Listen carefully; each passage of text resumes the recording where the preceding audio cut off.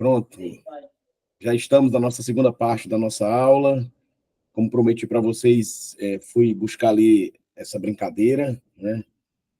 Então, aqui, teologia sistemática, deixa eu pegar aqui o foco está meio ruim, né? Mas é uma teologia lançada agora há pouco tempo, aqui em Fortaleza, pela a editora Peregrino. Então, é a teologia sistemática de John MacArthur, muito boa, tá?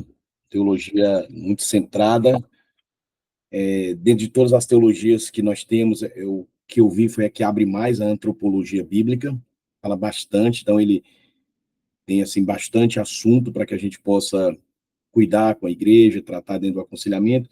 E o curso que eu falei para vocês sobre a teologia aplicada ao aconselhamento bíblico toma como base Teologia Sistemática de John MacArthur e 2 livros que são históricos aqui dentro do aconselhamento, né? Não sei por que não está focando direitinho, mas é esse aqui, do Jay Adams, Teologia do Aconselhamento Cristão, Mais que Redenção, e nós temos do Rhett Lambert, também essa Teologia do Aconselhamento Bíblico.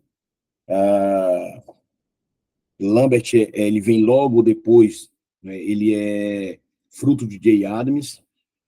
Eu até marquei aqui para vocês verem como que ele trata aqui o que Cristo fez. Ele diz: a pessoa de Cristo é inseparável em sua obra, porque o que ele fez leva o seu caráter, que possuía, para completar a obra que realizou na terra. Nós podemos sumarizar a obra de Jesus dizendo que ele veio para nos salvar.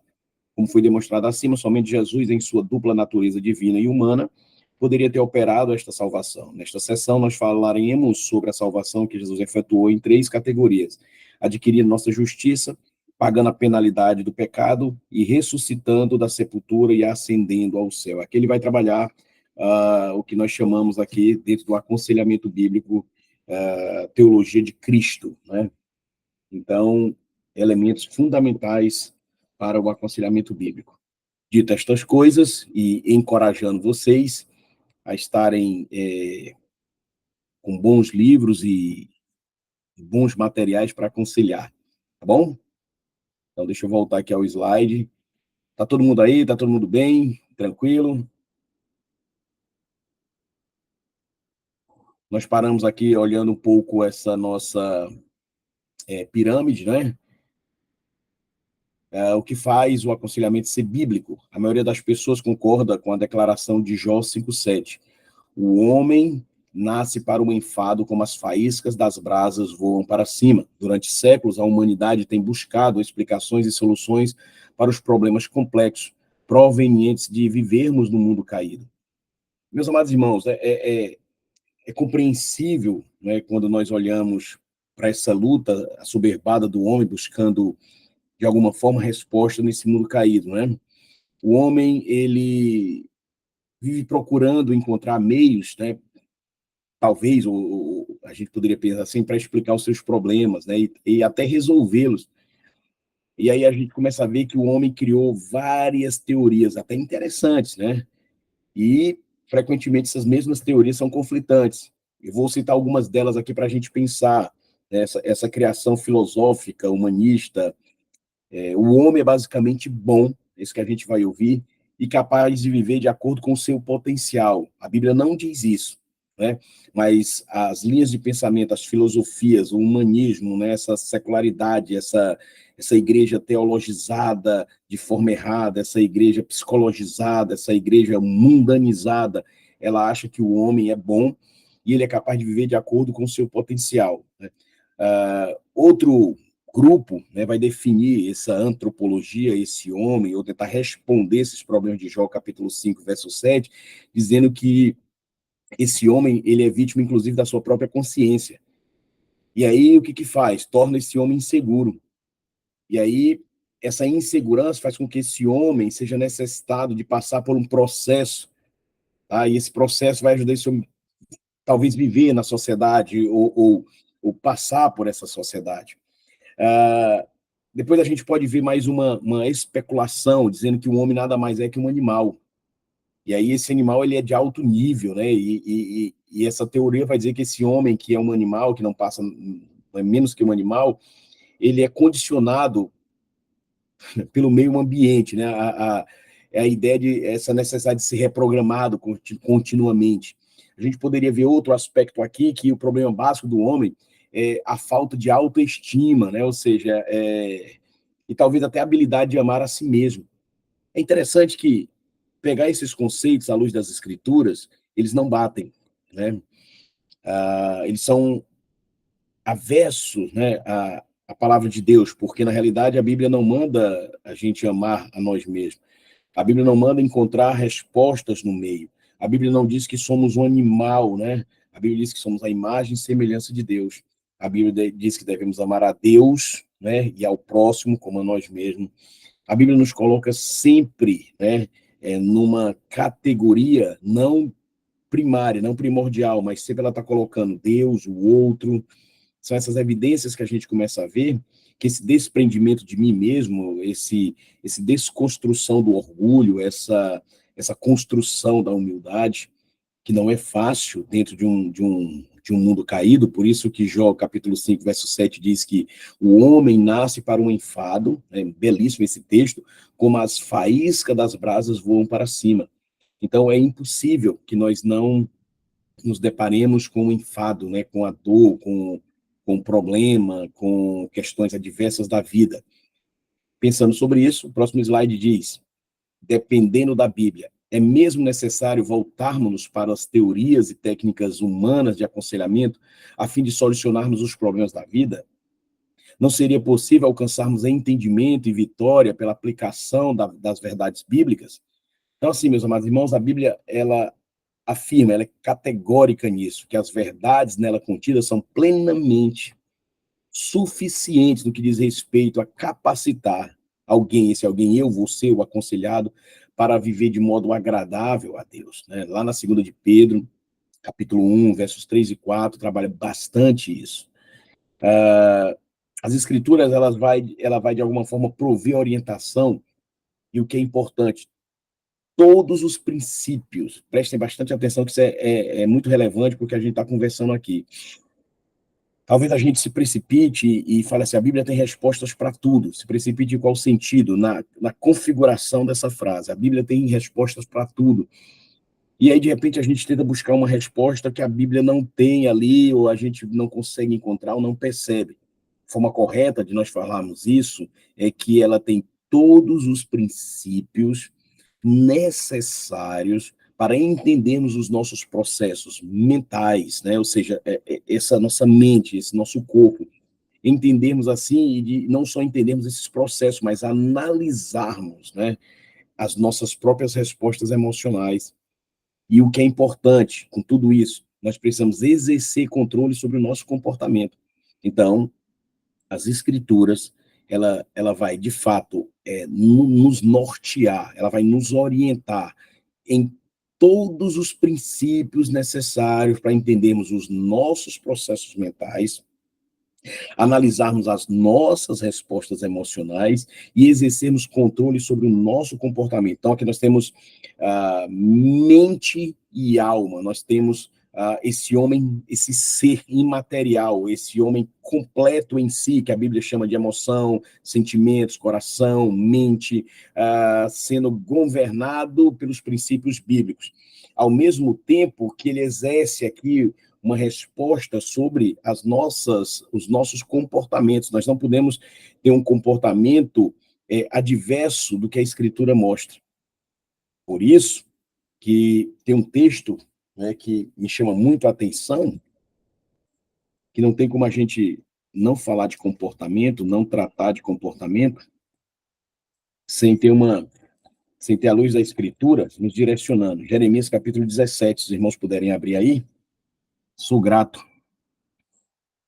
Tem duas perspectivas aqui, né? Nós temos aqueles que se apartam de Deus, que são considerados aqui como maldito.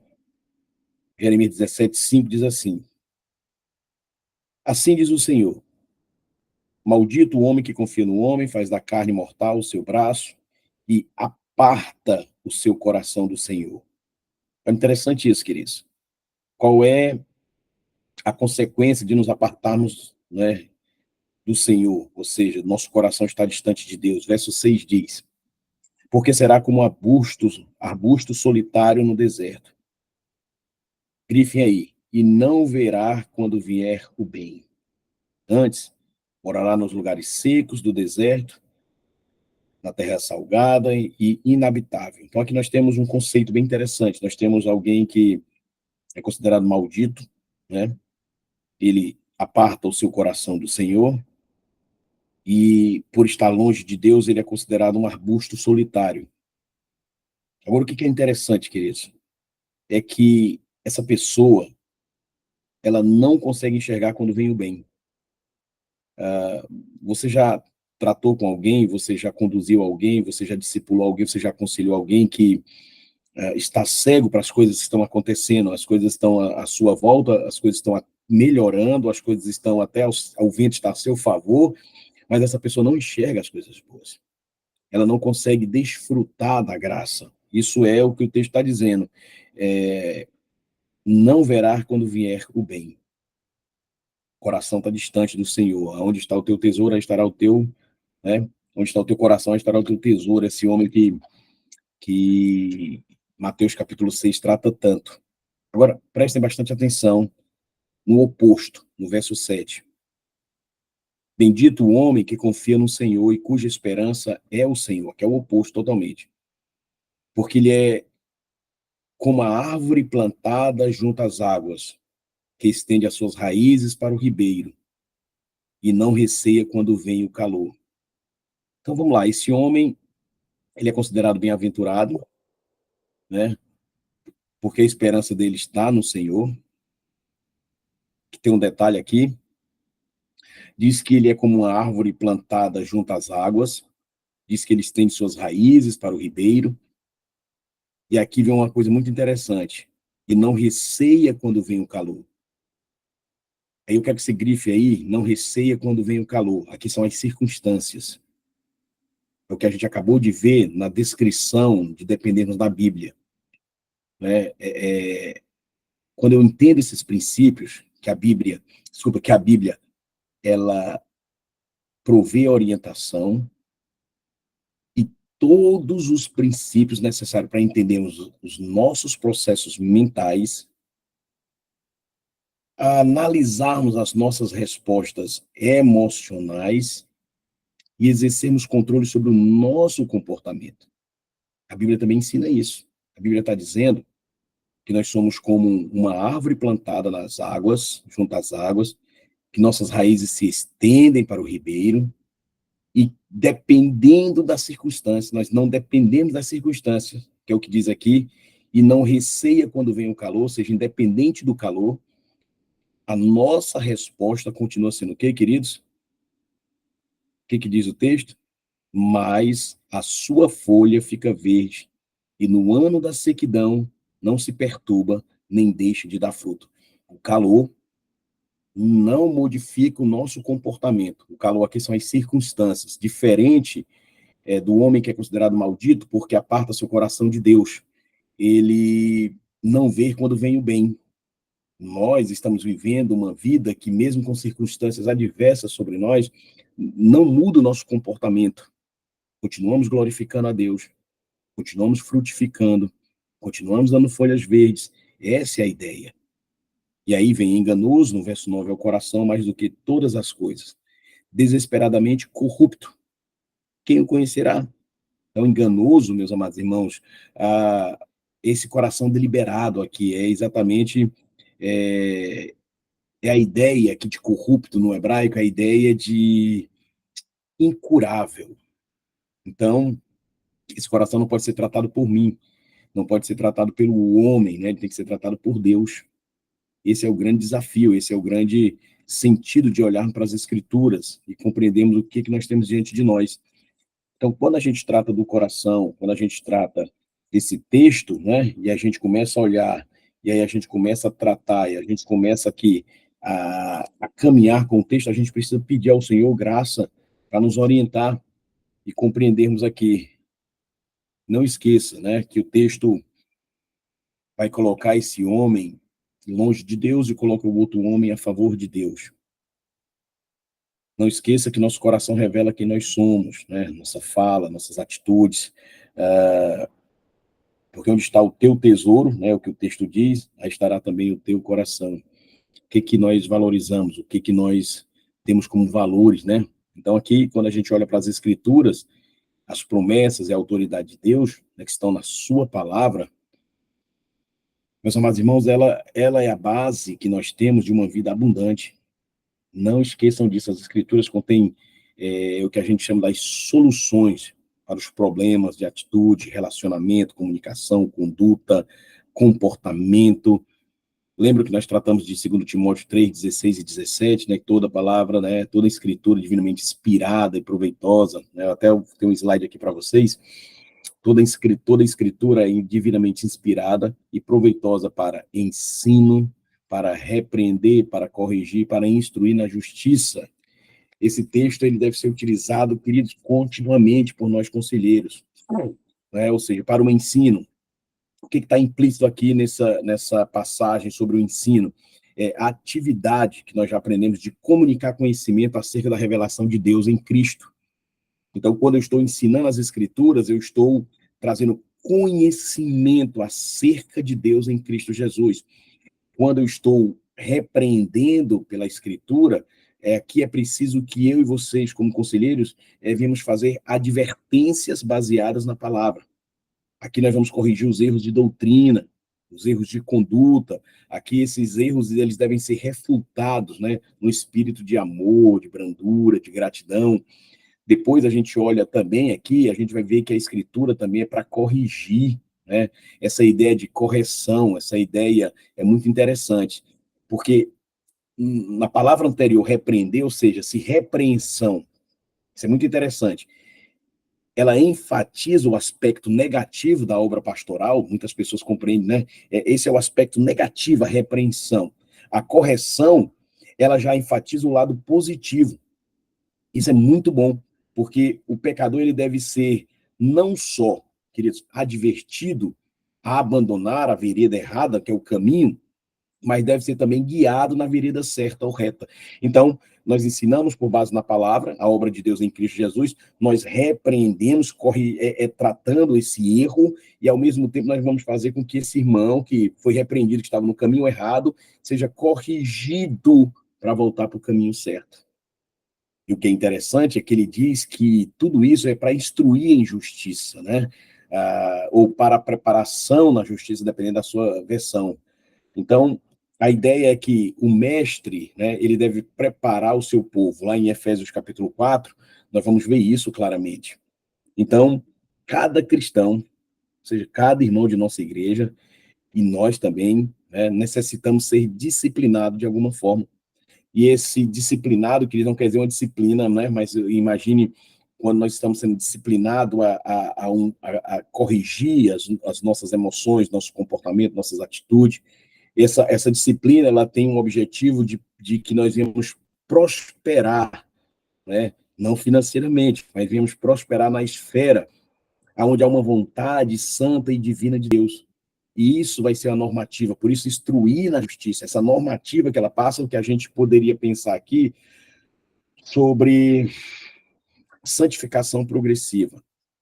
Isso é muito interessante. Quando a gente pensa na santificação progressiva, que é o que está acontecendo continuamente, é o que nós estamos labutando e vamos chegar lá, e devagarzinho, devagarzinho. Então, desenvolvendo hábitos bíblicos, princípios, né, que a gente acabou de ver em 2 Timóteo 3,16, o estudo da teologia que nós vimos, e estávamos discutindo sobre isso no intervalo, ele deve ser aplicado de modo sistemático, continuamente. Por quê? Porque isso vai nos ajudar a vencer os problemas da vida, né? Quando eu conheço uma boa teologia, não sou levado por ventos de doutrinas. O que acontece? Não há uma mistura de teorias humanas controvertidas, né? Ou seja, até salpicadas, né, com alguns versículos que a turma faz aí. Nós precisamos das escrituras, precisamos desse aconselhamento noutético para aplicar o coração. Primeiro, o conselheiro bíblico colhe informações suficientes que lhe permitem identificar e entender o problema para depois formular a solução bíblica. Então, nós colhemos informações, esse é um processo legítimo dentro do aconselhamento bíblico. Segundo ponto, os conselheiros são incentivados a confrontarem os próprios erros e fracassos de um ponto de vista bíblico, de modo que sejam despertados para a necessidade de não mais focalizarem os desejos pessoais. Aí vem vários textos que vou passar para vocês, que vão ajudar vocês a compreenderem essa confrontação bíblica. Terceiro ponto que a gente poderia ver aqui, né, nessa prática do aconselhamento: para que o aconselhamento bíblico seja bem sucedido, tanto o conselheiro como o aconselhado devem manter um compromisso profundo e constante com o senhorio de Jesus Cristo e a autoridade da palavra de Deus, no sentido de viverem de modo digno do Senhor, para o seu inteiro agrado, frutificando em toda boa obra e crescendo no pleno conhecimento de Deus. Colossenses 1:10. Aplicação constante dos princípios bíblicos. Nós estamos nessa prática do aconselhamento, tá? Assim que o aconselhado passa a ver os seus problemas sob uma perspectiva bíblica, ele começa a entender que a paz e a alegria prometidas por Deus não dependem da sua situação financeira, do ambiente de trabalho, do comportamento do cônjuge ou de outra circunstância externa qualquer. Meus amados irmãos, um aconselhado desanimado ou abatido, é o que vai chegar para a gente, tenham certeza do que eu vou dizer, eles podem adquirir grande esperança, não é pequena, mas é grande esperança, aprendendo as Escrituras, que ela pode gozar de paz, de alegria, e que tudo isso vem de Deus, né? Então, quando a gente leva esse aconselhado a confiar, né, em Deus, com o seu relacionamento com Cristo Jesus, nós vamos avançando, né, levando esperança a esse coração. Não esqueça que você está levando alguém para a sua sala de aconselhamento abatido, ferido, sem esperança, mutilado, muitas vezes com um pecado terrível, às vezes nem mostra o seu pecado por causa da vergonha, então é um processo. Então, o que a gente tem que fazer com esse aconselhado desanimado, esse aconselhado abatido? Nós precisamos fazer com que ele venha adquirir confiança, esperança, e isso só pode ser através das Escrituras. Ele precisa voltar a gozar de paz, de alegria. Isso só pode ser dado por Deus, né? Mediante o que, queridos? Mediante a aplicação da palavra pelo poder do Espírito Santo. Não é o conselheiro que faz isso. Nós somos recursos que Deus coloca na igreja para facilitar, para intermediar, para ser essa voz profética, que eu entendo como voz profética, aquele que abre as Escrituras, lê as Escrituras, explica a Escritura, aplica a Escritura. Para mim, isso é uma voz profética, né? É aquele que se posiciona contra o pecado, contra as falsas doutrinas.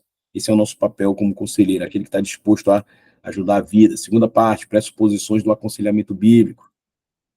Deus nos deu sua palavra, tudo quanto necessitamos para viver de maneira agradável a Ele. Segundo Pedro, capítulo 1, verso 3 e 4. Não precisamos integrar as teorias do homem com a verdade bíblica para lidar com os nossos problemas e experimentar uma vida vitoriosa. Um aconselhamento bíblico, queridos, baseia-se no ensino bíblico de que cada um de nós prestará conta de si mesmo a Deus. Romanos capítulo 14, 2 Coríntios capítulo 5. Então, quando nós confrontamos o aconselhado e estamos aprendendo a assumir responsabilidades, e aí eu preciso fazer que esse aconselhado aprenda a assumir as suas responsabilidades, seja pelo seu comportamento, seja pelo seu pensamento, seja pela sua forma de falar. Então, esse aconselhado, ele precisa entender, isso é muito importante, queridos, um conflito que ele está passando agora entre a velha natureza e a sua nova natureza em Cristo. Então, esse é o grande desafio. Então, por um ato de vontade, ele precisa abandonar, meus amados irmãos, o antigo modo de viver, em cobiça, em engano, e agora é fazer uma reviravolta na sua vida, ou seja, começar a agir de modo que reflita essa nova natureza que Deus lhe deu, a semelhança de Cristo, lá de Efésios capítulo 4, verso 22 e 24. Então, esse é o grande desafio de quando nós confrontamos nouteticamente o aconselhado pela palavra. Esse é o desafio que vocês e eu temos todos os dias. Existem alguns elementos essenciais do aconselhamento bíblico. Vamos lá. Primeiro, entendimento do problema. Para aqueles que estão envolvidos em lidar com problemas, biblicamente, é importante adquirir a perspectiva de Deus em qualquer dificuldade. Aqui nós temos passagens bíblicas.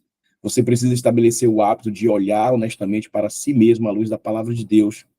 Entender um problema requer uma investigação bíblica, respostas honestas, para que se revele a abrangência total da questão. Então, aqui nós temos processos, né? Nós estamos entendendo o problema. Olha como é interessante. Nós precisamos adquirir uma perspectiva de Deus em qualquer dificuldade. Primeiro ponto.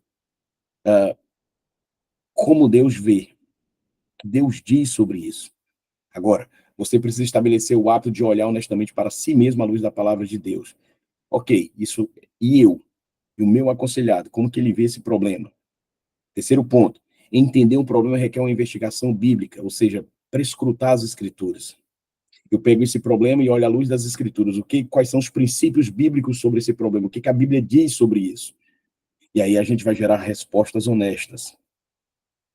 Então, a gente começa agora, de forma muito abrangente, apontar para esse problema. Então, o primeiro momento aqui é entendendo o problema. Nós precisamos compreender esse problema. À luz de que esse problema se desenvolve, à luz de que esse problema se manifesta, de onde vem, quais são essas implicações ou esses gatilhos na vida desse irmão. Esperança. Entendemos o problema, levamos um tempo para isso. Há uma discussão teológica, uma discussão doutrinária, a oração, há um debruçar nessa situação. Você conseguiu enxergar isso claramente. O que você vai fazer agora é levar esperança. O que é levar esperança? Então, Deus prometeu na sua palavra que ele não permitirá que você seja tentado ou provado, sofra estresse ou ansiedade e enfrente problemas além daquilo que você possa suportar. Pelo contrário, ele providenciará socorro e orientação em todas as situações, se você lidar com todas as situações, se você lidar com os problemas biblicamente. Então, essa resposta a lutarmos contra as tentações e que elas não são superior às minhas forças, né? Eu posso resistir a elas. Eu preciso ter uma base bíblica para isso. Eu preciso elevar essas situações e olhar esse problema à luz das Escrituras. Isso vai me ajudar a compreender. Enquanto eu não fizer isso, enquanto eu não tiver essa compreensão teológica, essa compreensão doutrinária, eu não vou conseguir, de fato, vencer esse pecado. Mudança. Então, nós entendemos o problema, nós levamos esperança e nós, de alguma forma, esperamos mudança e lutamos por essa mudança. Então, você precisa aprender a se desfazer ou despojar dos velhos hábitos egocêntricos e pensamentos destrutivos, tais como ansiedade, amargura e ressentimento, para se revestir de hábitos bíblicos no pensar, falar e agir.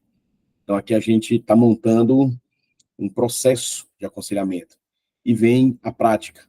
Você precisa tomar iniciativas para colocar em prática as soluções de Deus na sua vida diária. Se você apenas ouvir a palavra e não a praticar, você está enganando a si mesmo e os seus problemas vão piorar. Mas se você se tornar um praticante da palavra, Deus prometeu abençoá-lo e permitir que você experimente a paz e a alegria que vem dele, a despeito das circunstâncias que o cercam.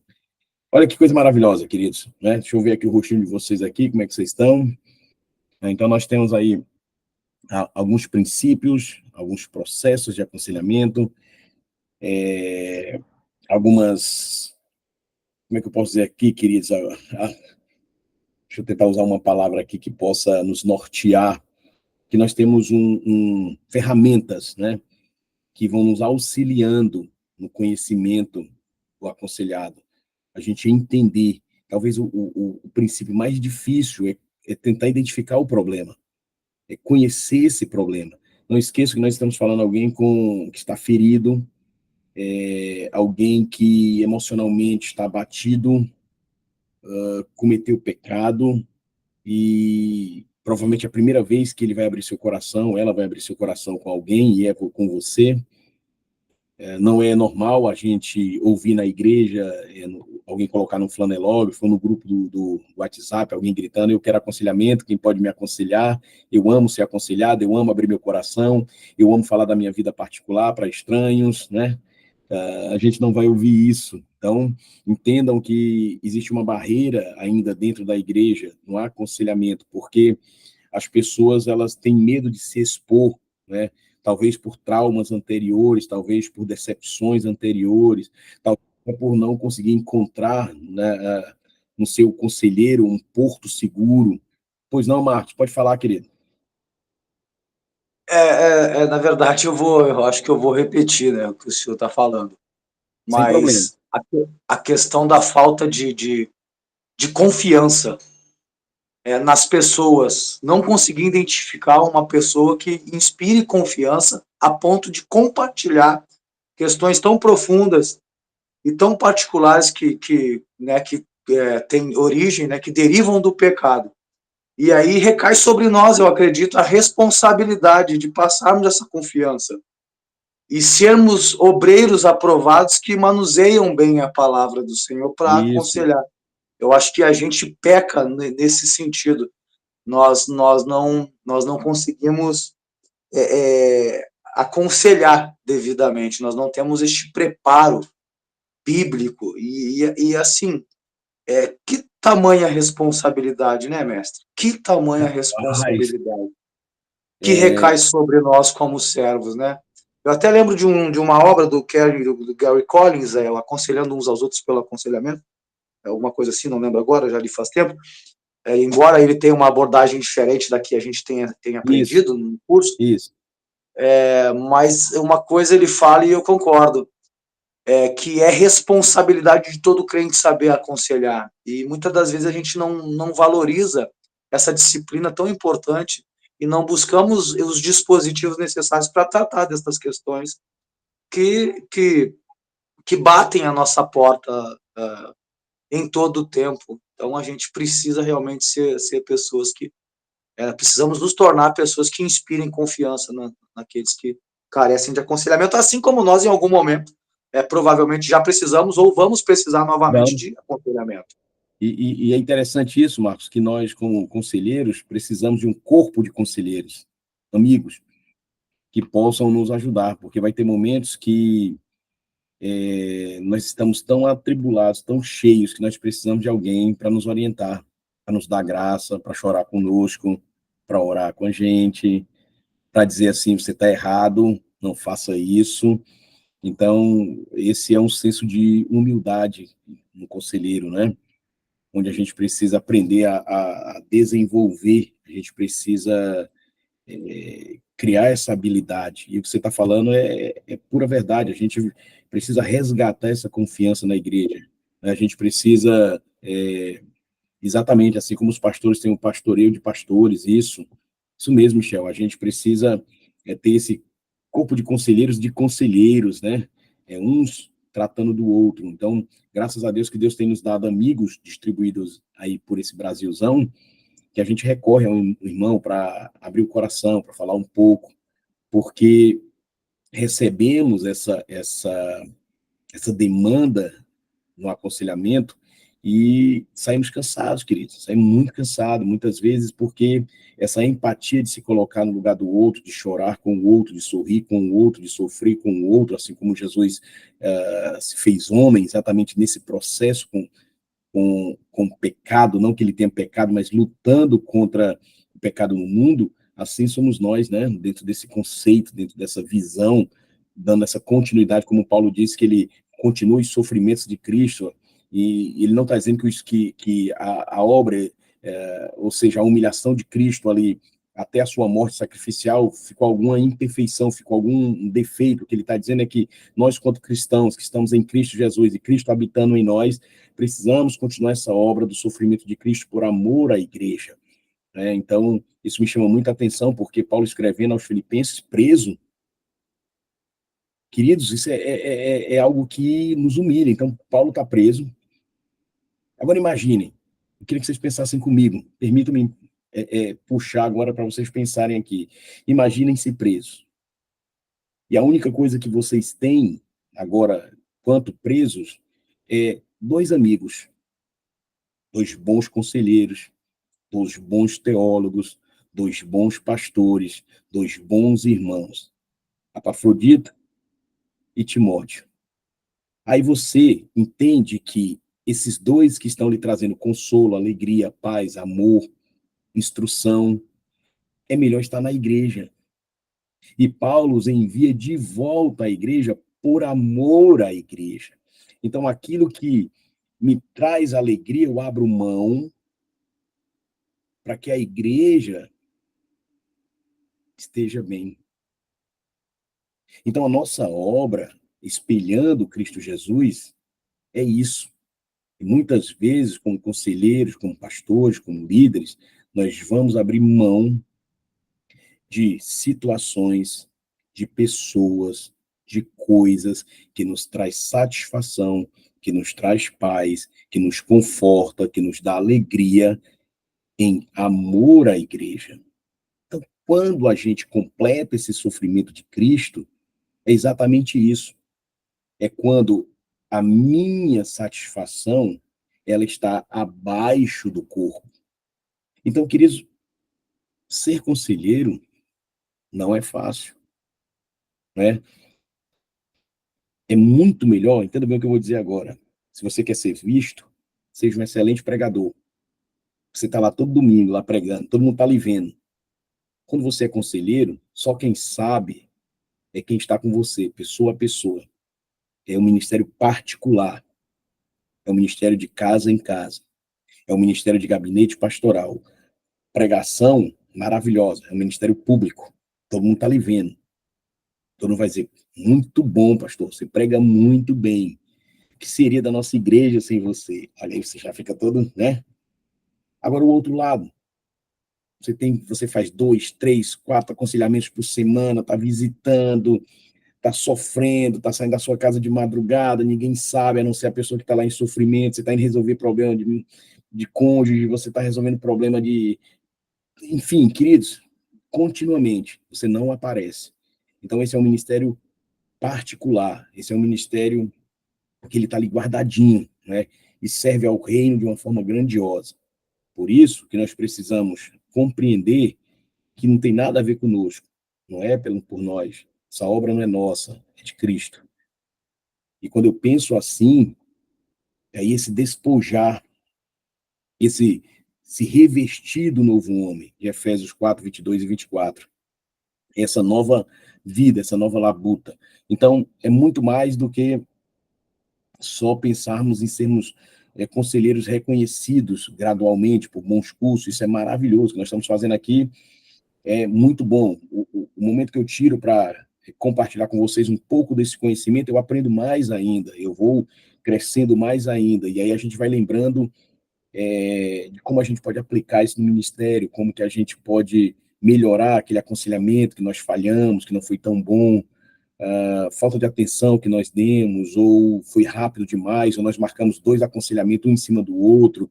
Então, assim, eu não costumo nem gosto de fazer isso, gosto de deixar um tempo muito livre de um para o outro. Você não sabe quanto tempo vai levar o aconselhamento, você não sabe de quanto tempo você precisa para se recuperar, você não sabe de muitas coisas, então você precisa de tempo. Então, esse é um dos recursos que nós usamos, tempo, né? De Eclesiastes capítulo 3. Até aí, tranquilos, querido? Vamos quase finalizando aqui nossa noite, análise bíblica de um problema. O conselheiro bíblico identifica 3 diferentes níveis de expressão, né? Ao analisar, meus amados irmãos, os problemas. Sempre, sempre não esqueça de um ponto de vista bíblico. Primeiro nível, dos elementos ou percepção, desculpa, dos sentimentos ou percepção. As pessoas, em geral, costumam procurar aconselhamento quando provam alguma perturbação ou sentimento desconfortável, e mais especificamente na ausência de paz e alegria. Então, seguindo aqui o modelo bíblico, os conselheiros bíblicos, os conselheiros notéticos, né, exploram, meus amados irmãos, cuidadosamente o que a gente chama o nível dos sentimentos.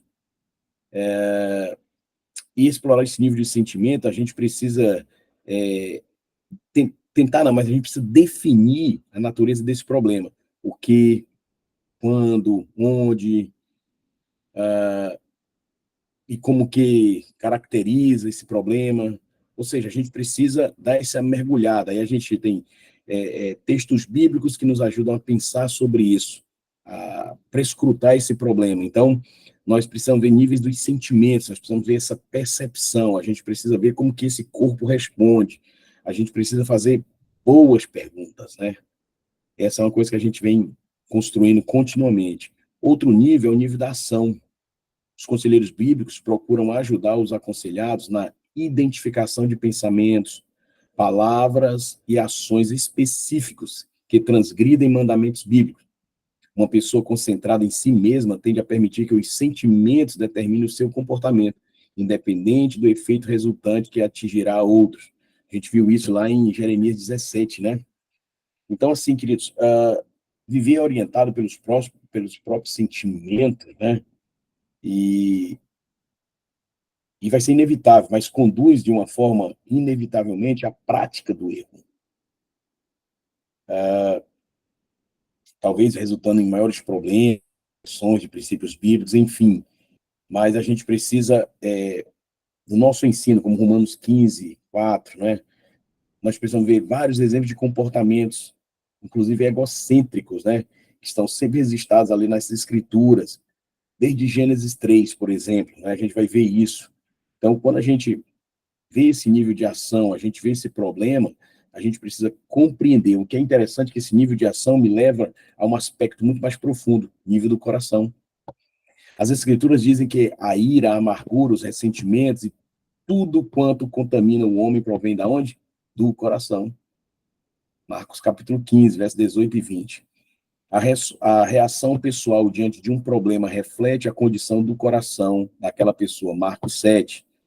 Nenhum ser humano, nem mesmo um conselheiro bíblico, pode entender plenamente o coração de outra pessoa. Jeremias 17, 9, acabamos de ler.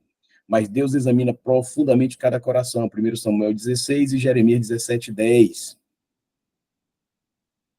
O conselheiro bíblico apresenta ao aconselhado as verdades contidas na palavra de Deus, sabendo que é obra do Espírito Santo convencer a pessoa do seu pecado e ensinar-lhe como viver uma vida agradável a Deus. O conselheiro bíblico não incentiva o aconselhado a olhar para os conselheiros como autoridade final, mas ensina que esta é a palavra de Deus, segundo Timóteo 3, 16, 17. E o verdadeiro conselheiro é o Espírito Santo, 1 Coríntios 2, 10, 13. E a boa notícia que a gente tem que levar aos nossos aconselhados é que os problemas podem ser vencidos. Embora provações e tribulações façam parte da vida, Deus tem um propósito em permiti-las. Romanos 5, 8 e Tiago 1. Apesar das dificuldades que possam surgir, Deus prometeu que um crente em Cristo pode ser vencedor em todas as situações, respondendo em obediência à palavra de Deus. Então, olha só, que tantas coisas boas que a gente tem visto aí, tem acompanhado, tem tido o prazer, a oportunidade de sentir, de desenvolver, e somos gratos a Deus por esse módulo introdutório, né, que Deus nos deu aqui, de participar, de podermos aprender juntos, junto com os irmãos aí espalhados aí afora, participando em suas denominações também aqui, colocados, como a gente falou, presbiterianos, batistas, congregacionais. Então, a gente tem labutado, a gente tem dado esse ensinamento e conduzido a igreja a pensar biblicamente e desenvolver esses conselheiros. Esse é nosso desafio, né? Fazer com que esse nosso Nutecia, que é o nosso centro de aconselhamento, junto com vocês aí, né, tenha feito essa participação, possa compreender, junto com o Religare, o quanto a gente está preocupado com o seio da igreja nesse ensinamento. Então, a gente tem desenvolvido cursos, tem desenvolvido lives, palestras e aconselhamentos também, caso vocês precisem de ajuda. Estou aconselhando aqui, queria conversar um pouco, ou então, se tem conselheiro disponível para ajudar em aconselhamento. Enfim, a gente está caminhando juntos aí. Gostaria muito que vocês contassem conosco aqui, o que der e vier, né? Se precisar de alguma coisa, a gente tem aí agora em maio, se Deus quiser, uma pós-graduação começando, 12, 14 meses aí de aulas, de alto nível, doutores, né, pastores, conselheiros. Então, o nível está lá em cima. A gente vai tratar exatamente sobre TDAH, nós vamos tratar exatamente sobre as questões psicossomáticas, nós vamos tratar as questões da mente, do coração, emoções. Então, dentro de todos os assuntos do aconselhamento bíblico, nós vamos entrar também com parte muito forte com médicos nessa área.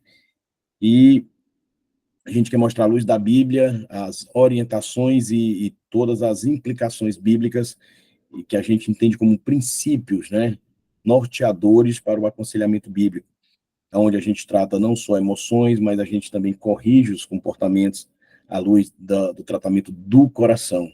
Então, meus amados irmãos, eu queria estar aqui, minha alegria, né, e o prazer de conhecê-los. Não vamos desmanchar o grupo, eu peço a vocês, porque ali a gente vai colocando informações, a gente pode deixar esse grupo aí para referência de aconselhamento, para referência de leitura, para referência de cursos, de lives.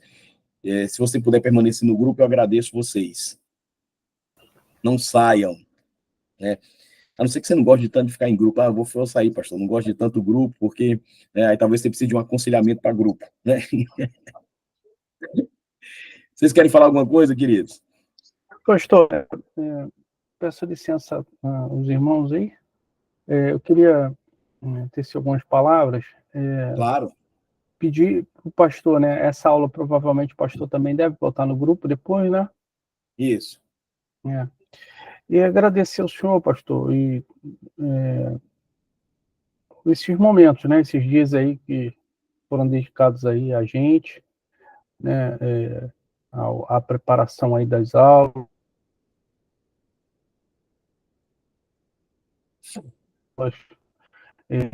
como o senhor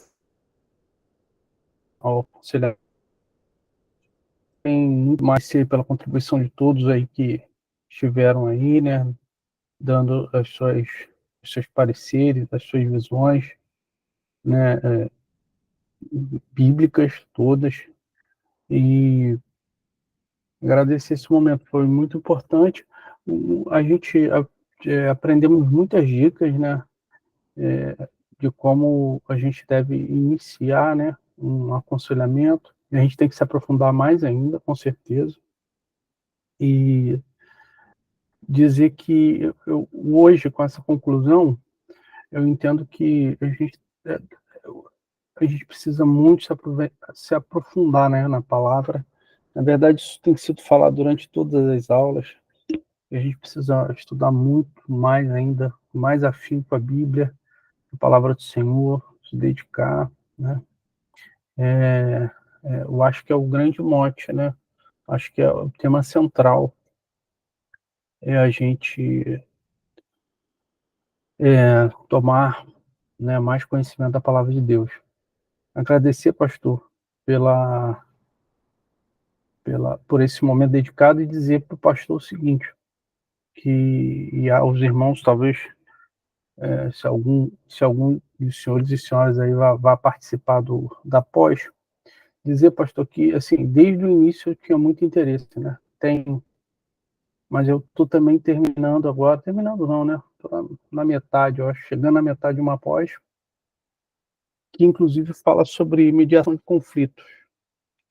E alguns temas que o senhor tratou no início também é tratado lá, né? Não biblicamente, né? Porque não é o tema lá focal, mas com certeza o curso, essa introdução ao aconselhamento bíblico, me ajudou muito e vai me ajudar muito também nessa questão. Então, deixar para uma próxima, não tenho dúvida que esse curso aí vai ser abençoado, né? Com certeza vocês vão aprofundar mais ainda, né? Então é isso, pastor. Agradecer por esse privilégio, né? De ouvir o senhor, ouvir o pastor Felipe, né? Que já é um amigo já de longa data, mas também conhecer o senhor aí do nosso nordestão, né? É Pernambuco, né, pastor? Pernambuco? Aqui é Fortaleza, Fortaleza. Fortaleza. E é legal, é muito bom conhecer pessoas de outros estados, né, com a mesma fé que a gente tem, Verdade. e ver, assim, o gabarito, né? E a gente encontra longe também, não só aqui nas grandes capitais, mas se bem que Fortaleza também é uma grande capital, e agradecer a dedicação, viu? Eu sei Obrigado. que não deve ter sido fácil, né? E assim, eu costumo ministrar aulas de primeiros socorros e assim, e às vezes é ruim. Eu sinto um pouco eu fico preocupado às vezes quando a gente está falando e ninguém fala nada, o povo fica quieto, dá uma impressão de que a aula não está Rendendo, fluindo, né? mas está fluindo sim, fluiu bastante. Pelo menos assim, eu percebi isso, né? Aprendi bastante. Tem muito mais a aprender, tá? E agradecer de novo, tá, pastor? Obrigado. Já muito obrigado, né? E é uma bênção poder conhecê-los, como eu falei. É claro que a aula na sala é mais gostosa, é mais Sim, viva, né? Mas Deus nos deu, imagine se não fosse esse meio aqui, a gente não é teria essa verdade. oportunidade, né? E a gente usa ele da melhor forma possível. As aulas, elas têm me edificado bastante, tanto que quando nós terminamos os módulos, eu falei para o pastor Felipe, a gente precisa dar continuidade, isso não tem custo para os irmãos, a gente precisa continuar porque eu não posso deixar faltar esses detalhezinhos aqui no final, que eles precisam ter isso como princípios bíblicos, né? Então, vamos lá, vamos para cima, se preocupe com valores, não, vamos continuar, e Deus vai nos abençoando aí, Deus vai nos dando graça. E assim, Michel, na próxima oportunidade, né, a todo ano a gente termina uma pós, respira, descansa, e com 6 meses a gente faz outra, mas lá para junho, julho, a gente está lançando o segundo Teologia Bíblica, né, para o aconselhamento. Então, quem sabe você, não é uma pós, é um curso livre, né, então, com preço bem mais acessível, né, porque a pós ela tem um preço, essa pós ela é 260. Vocês terem ideia, eu faço uma pós, ela é de R$ 400, uma pós que eu faço em aconselhamento. Então, os preços da pós em aconselhamento, vocês vão encontrar sempre um pouco mais alto, porque o nível de professores e a dificuldade de conseguir professores nessa área não é fácil. E, geralmente, os professores, eles estão aconselhando, eles estão pastoreando, então nós precisamos encaixar as datas deles com as aulas, né? Muitos estão viajando, então você encontrar 12, 14 professores, né, para ministrar assim não é fácil. Então, com confiança, com credibilidade. Mas até o final da semana o material vai estar pronto, eu vou disponibilizar para vocês no grupo, para que vocês possam conhecer. Então, assim, a gente está quase fechando com uma professora também americana, que trabalha exatamente a questão com crianças, muito boa. Então, espero que Deus nos dê graça, dando graça eu apresento para vocês. E fora as lives que a gente vai ter aí no decorrer, né, com professores que vão estar dando aula, com temas bem apropriados dentro do aconselhamento. Mas eu acredito que os irmãos, para quem não conhecia o aconselhamento e está conhecendo agora, tem uma visão completamente diferente, olha com um olhar diferente para a igreja e para o aconselhamento, vê a necessidade, a compreensão. E agora, queridos, é engatar a quinta e ir embora, né? E o meu pedido é esse: não saiam do grupo, fiquem no grupo, né? A gente deixa o grupo lá guardadinho, as coisas vão aparecer uma coisa nova, vocês encontraram alguma coisa nova sobre aconselhamento, um texto, uma live, né? Ou seja, dúvidas, a gente vai colocando lá e vai acrescendo aí, né? O pastor Felipe gosta muito disso também, aí é uma ferramenta fantástica aí do lado de vocês aí, sul e sudeste, e que nós temos muitas coisas ainda para desenvolver juntos aí, viu? Então, essa é a minha gratidão para todos vocês. Vocês têm o meu contato, precisar conversar comigo, é só me chamar e vamos caminhando e construindo essa amizade por longo tempo. Amém? Pastor, eu queria agradecer, porque realmente foi um curso muito interessante, vocês estão de parabéns. A metodologia, a maneira como foi explicado, a gente ficava quietinha, assim, no cantinho da gente, mas não foi por ser cansativo, nada disso. Foi muito interessante, porque, por ser online, às vezes é mais cômodo a gente ficar só ouvindo, né? Sim, sim, sim. E para mim foi uma coisa assim bem estimulante, gostei muito. E estou de parabéns, os dois estão de parabéns, viu? Que E não vou sair do maravilha. grupo, não, tá bom? E você tem uma boa experiência, né, Vanete? Você, né? Eu tenho experiência de consultório, sim, e a parte de aconselhamento cristão, para mim, é uma coisa muito nova e muito interessante. É como eu falei daquela vez, né? Embora eu trabalhasse em consultório, eu estou aposentada agora. Eu sempre busquei a orientação de Deus. A cada consulta que eu fazia, eu sabia que eu era um instrumento de Deus. Legal, Embora legal. não fazendo biblicamente, o meu aconselhamento não era bíblico, mas eu sempre fiz com essa intenção e acredito nisso mesmo. Eu acredito que cada um de nós é só um instrumento ali. E na hora que for trabalhar com aconselhamento bíblico, a gente tem que lembrar sempre disso, né? Que todos nós precisamos constantemente de aconselhamentos, né? Porque nós somos pecadores, né? Verdade. Estamos sempre em constante necessidade dessa parada de reflexão e de ajuda do próximo, né? Então, assim, Muito bom. gostei muito, achei muito interessante, está de parabéns. Obrigada. Eu que agradeço, Vanete. Eu que agradeço, queridos. Vocês são bênção, né? E foram bênção na minha vida nesse percurso aqui, viu? Saibam disso. Também quero externar aqui a gratidão, mestre, Grande e louvar a Marcos. Deus, exaltar a Deus pela sua vida, pela vida do pastor Felipe, que vocês continuem sendo este instrumento poderoso nas mãos do Senhor para nos abençoar, para nos trazer mais conhecimento, para que a gente seja cada vez mais assertivo e continuarmos neste caminho de aperfeiçoamento aí, para a glória de Amém. Deus e para o bem-estar daqueles que nós encontrarmos pelo caminho que o Senhor colocar em nossos caminhos. Parabéns, foi um prazerzão imenso. Certamente nos veremos em outros momentos, querendo Deus. Isso mesmo, que bom. Vamos ter, assim, muitas oportunidades, não esqueçam disso. Que Deus abençoe vocês, meu contato está no grupo, precisar de alguma coisa, só chamar, né? E nós vamos, se Deus quiser, ainda nos ver, né, em outros cursos, e quem sabe um dia visitar a igreja de vocês, né, quem sabe um dia a gente possa fazer isso presencial aí. Então, assim, tem muita coisa boa. Deus vai nos abençoar, queridos. Já nos abençoou e continua nos abençoando. Essa é a sua graça. Até Amém. mais, queridos. Até mais, pastor. Muito obrigada. Deus abençoe.